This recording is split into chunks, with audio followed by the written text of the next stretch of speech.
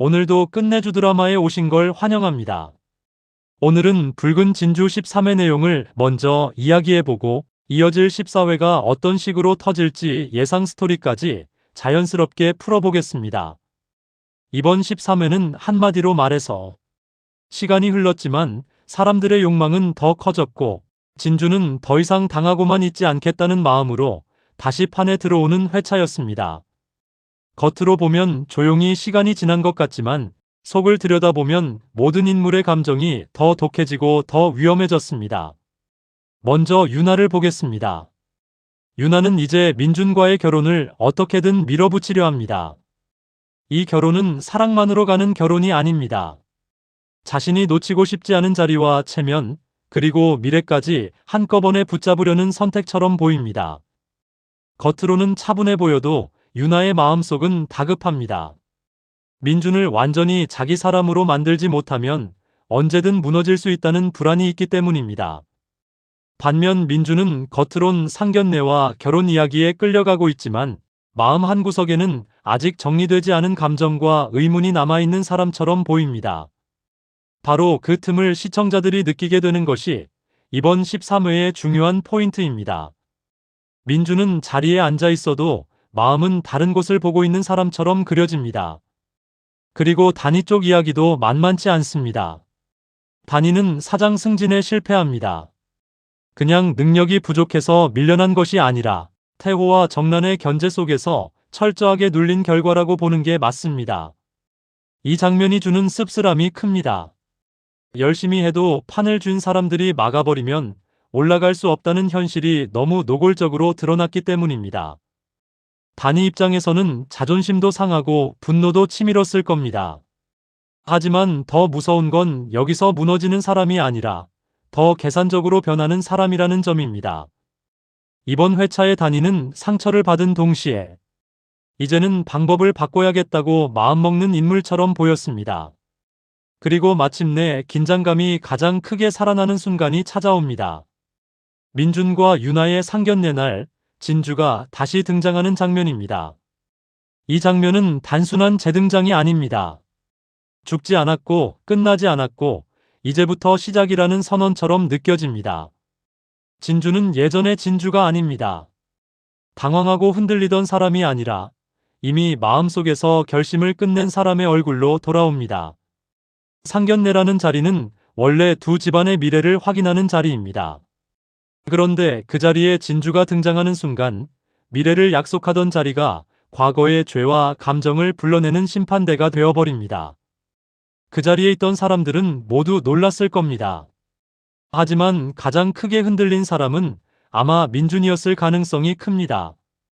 왜냐하면 진주의 등장은 단순히 반가운 재회가 아니라 그동안 묻어두고 있던 진실과 감정을 한꺼번에 흔드는 사건이기 때문입니다. 유나는 그 순간 누구보다도 불안했을 겁니다. 애써 쌓아올린 결혼의 분위기가 한순간에 무너질 수 있다는 걸 본능적으로 느꼈을 테니까요. 진주는 소리치지 않아도 강했습니다.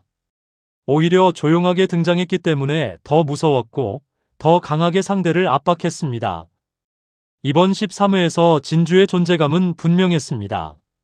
복수를 입에 올리기 전에 이미 복수할 준비를 끝낸 사람처럼 보였습니다.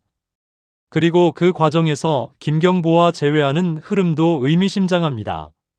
이건 진주가 혼자 감정적으로 움직이는 게 아니라 이제는 사람과 정보를 모으며 판을 짜기 시작했다는 뜻으로도 보입니다. 즉 13회는 누가 누구를 사랑하느냐보다 누가 먼저 판을 읽고 움직이느냐가 더 중요해진 회차라고 할 수 있습니다. 이제부터는 감정만으로 버티는 인물보다 정보와 타이밍을 준 인물이 훨씬 강해질 가능성이 큽니다. 여기까지가 13회의 핵심 흐름입니다. 정리하면 유나는 결혼을 밀어붙였고 단희는 밀려났고 진주는 다시 돌아와 판을 흔들기 시작했습니다. 그러면 이제 14회 예상 스토리로 들어가 보겠습니다. 여기서부터는 정말 재밌어집니다. 14회에서는 민준이 진주를 찾아 헤매며 상견례를 망친다고 되어 있습니다. 이 말은 곧 민준의 마음이 이미 결혼보다 진주 쪽으로 크게 기울기 시작했다는 뜻입니다. 상견례는 집안과 체면이 걸린 자리입니다. 그런 자리를 망친다는 건 단순한 실수가 아니라 마음이 움직였다는 증거입니다. 민주는 아마 진주를 본 순간부터 머릿속이 완전히 흔들렸을 겁니다. 정말 살아 돌아온 건지, 왜 이제 나타난 건지, 그동안 무슨 일을 겪은 건지 확인하지 않고는 못 베기는 상태가 되는 것이지요. 그래서 상견례 자리에 앉아 있어도 집중하지 못하고 결국 진주를 찾아 나서며 자리를 엉망으로 만들 가능성이 큽니다.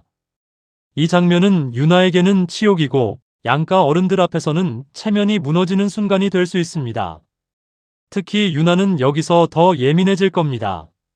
민준의 마음속에 아직 진주가 남아있다는 사실을 눈앞에서 확인하게 되기 때문입니다. 사람은 사랑보다 자존심이 먼저 무너질 때 더 무섭게 변합니다. 그래서 저는 14회부터 유나의 태도가 훨씬 더 날카롭고 독해질 가능성이 높다고 봅니다. 반면 진주는 감정적으로 민준을 상대하기보다 더 큰 목표를 향해 움직일 가능성이 큽니다. 바로 아델그룹 입성 준비입니다. 이건 복수가 더 이상 개인 감정의 차원이 아니라는 뜻입니다.